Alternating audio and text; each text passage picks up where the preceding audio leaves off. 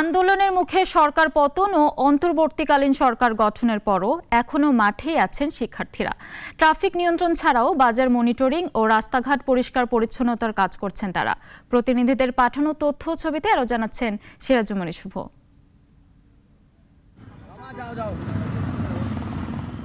দেশের অন্যান্য জায়গার মতো পুলিশের ভূমিকায় মাঠে নেমেছে বন্দরনগরী চট্টগ্রামের শিক্ষার্থীরাও। বলছেন, দেশকে এগিয়ে নিতে সুশাসনের বিকল্প নেই। ভূরাজনীতির মতো বিষয় নিয়েও সজাগ তারা। অন্তর্বর্তীকালীন সরকারকে স্বাগত জানিয়ে তারা বলছেন, দেশকে দুর্নীতিমুক্ত করার বিকল্প নেই।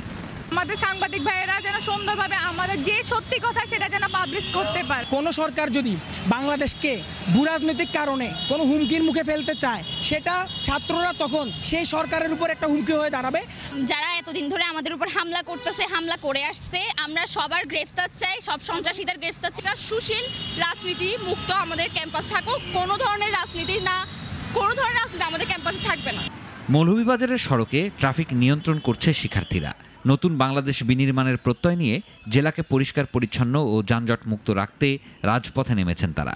শহর জুড়ে বিভিন্ন গ্রুপে বিভক্ত হয়ে এই কাজগুলো করছেন শিক্ষার্থীরা।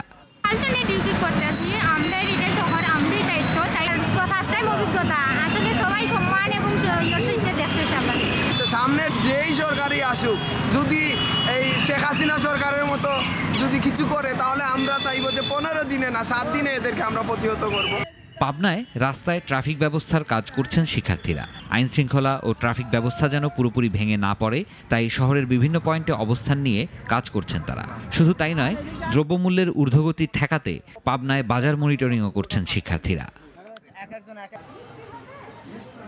নাটোরের বাজারেও তদারকি করছেন শিক্ষার্থীরা।